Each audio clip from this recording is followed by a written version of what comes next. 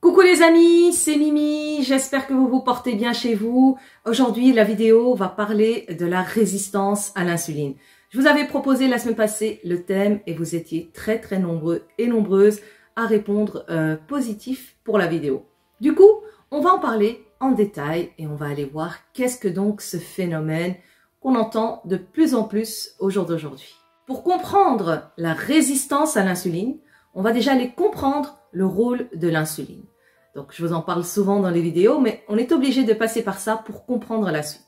L'insuline, qui est appelée aussi hormone de stockage, lorsqu'on va manger, surtout des repas riches en glucides et en féculents, qu'est-ce qui va se passer? Le taux de glucides va donc monter dans le sang.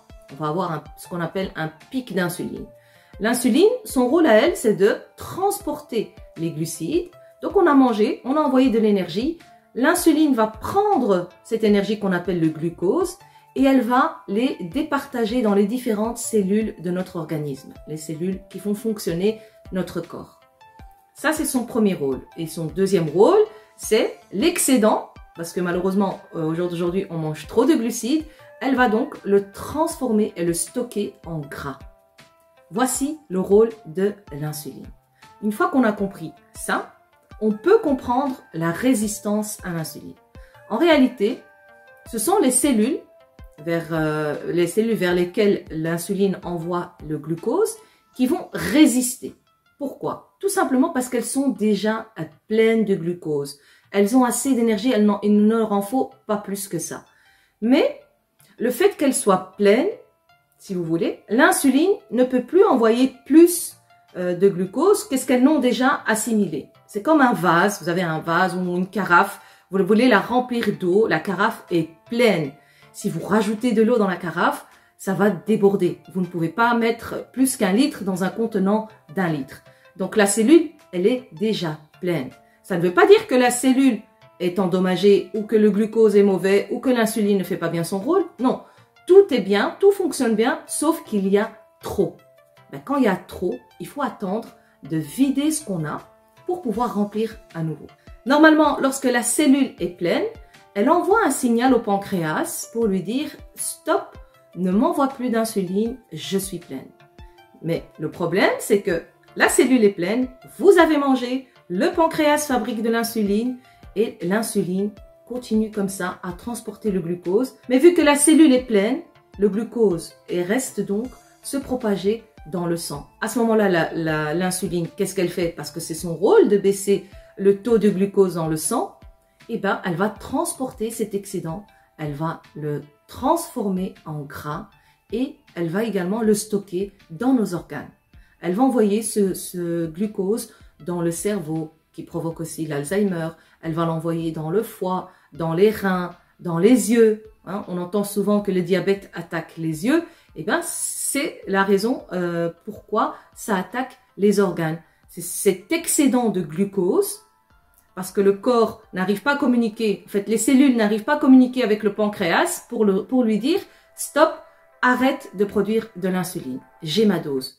Et du coup, tout cet excédent se stocke un peu partout dans le corps et dans les organes. C'est ce qu'on appelle faire de la résistance à l'insuline. On appelle ça la résistance à l'insuline tout simplement parce que le taux de glucose n'est pas assez élevé que pour appeler ça du diabète.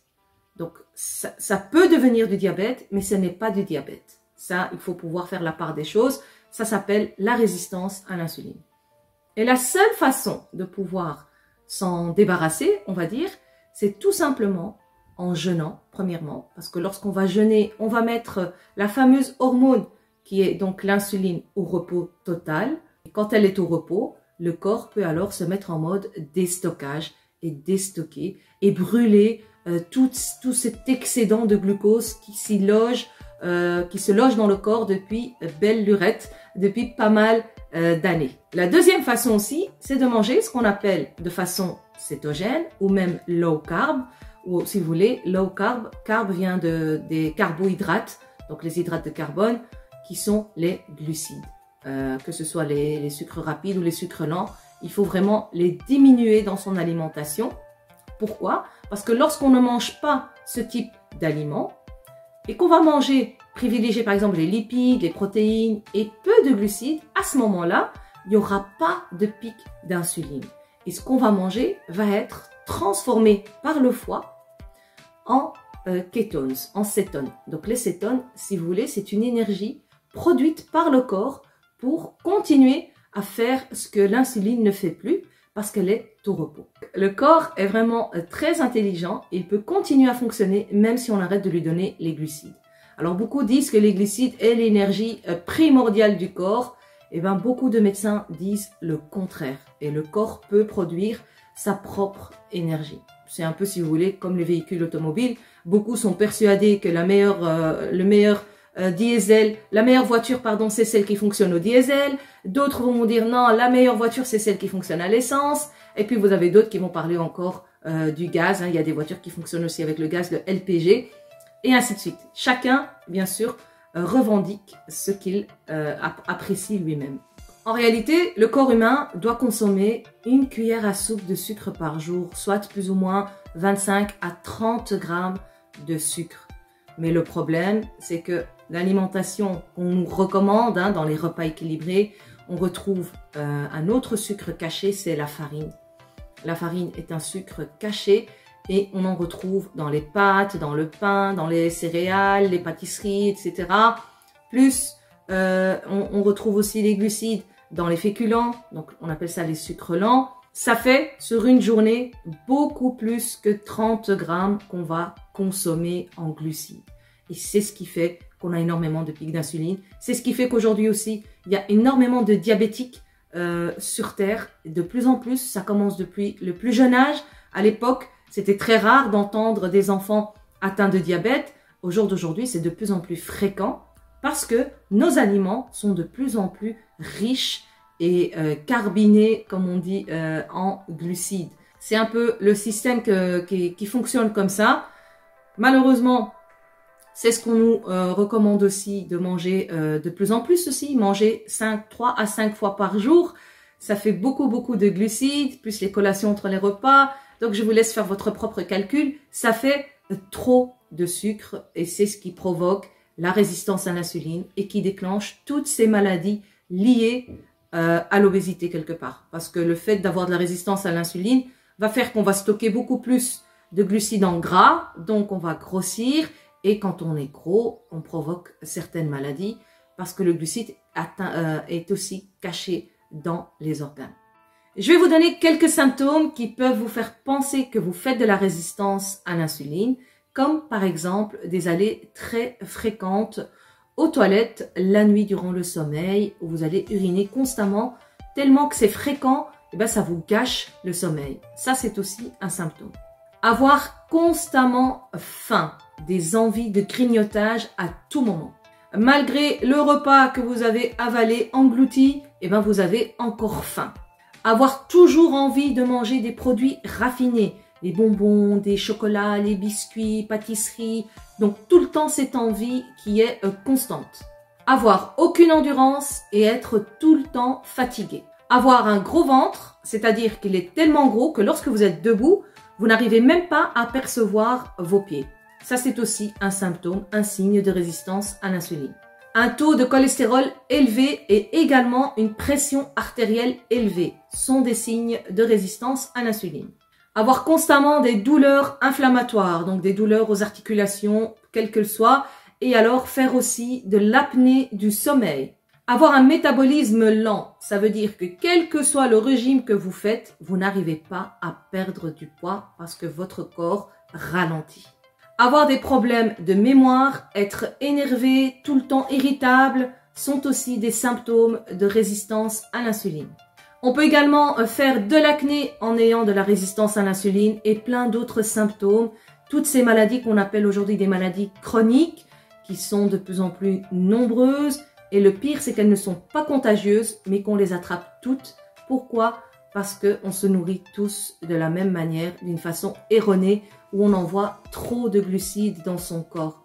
Voilà le souci de tous ces soucis de santé. Alors la seule solution qui est vraiment recommandée par les médecins qui revendiquent la résistance à l'insuline, c'est de diminuer l'apport en glucides pour tout simplement diminuer le taux d'insuline dans le sang et déstocker et éliminer tout cet excédent.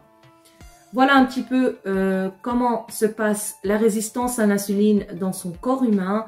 On peut également se faire tester chez son médecin avec un examen sanguin. Il s'appelle le HOMA-IR, H-O-M-A, espace I-R. C'est donc l'examen que vous devez demander à votre médecin et vous pourrez savoir à ce moment-là si vous faites de la résistance à l'insuline.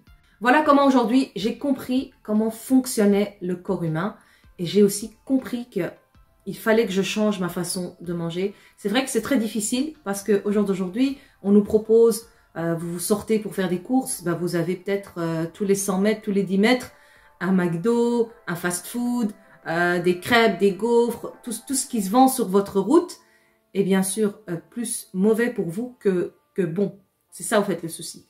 Et on vit dans une époque où on est toujours stressé, on est pressé, on mange sur le coup, sur le pouce, comme on dit. On va acheter ce qui est facile, ce qui est déjà prêt. Et tous ces repas et tous ces plats préparés, eh ben, ils sont bombardés de sucre, bombardés de sel et bombardés de gras, mais du mauvais gras. Parce que oui, la cure cétogène, c'est manger du gras, mais c'est manger du bon gras. Et ce qui est essentiel aux organes et aux cellules du corps humain. J'espère en tout cas que cette vidéo vous aura plu. Voilà où est le travail à faire, déjà à comprendre comment fonctionne son corps. À ce moment-là, vous pourrez vous-même prendre les bonnes solutions, les bonnes résolutions pour vous soigner et vous prendre en main et changer aussi tous ces plaisirs alimentaires et commencer à apprécier les salades, les légumes verts, les concombres, les épinards, les endives, etc., etc. Toutes ces belles et bonnes choses qui, au bout du compte, vont nourrir votre corps et vont vous faire que du bien. Et se refamiliariser avec la nature, c'est vraiment quelque chose d'essentiel. Sur ce, les amis, dites-moi quoi en commentaire, comment vous avez trouvé cette vidéo et qu'est-ce que vous en pensez de votre côté. Voilà, il est important quand même de faire ses propres recherches. Je vous invite à regarder plusieurs vidéos. Je vais vous mettre 2 liens en barre d'infos, une qui vient de la chaîne Arte et une autre qui s'appelle The Magic Pill, la pilule magique. Ce sont vraiment des reportages que je vous recommande à regarder et vous comprendrez encore plus comment fonctionne le système dans lequel on vit aujourd'hui. Que la paix soit sur vous, prenez soin de vous. On se retrouve la semaine prochaine pour objectif moins 30 kilos avec une belle perte de poids ce jour-là. Je vous embrasse, prenez soin de vous et à très vite. Ciao, ciao!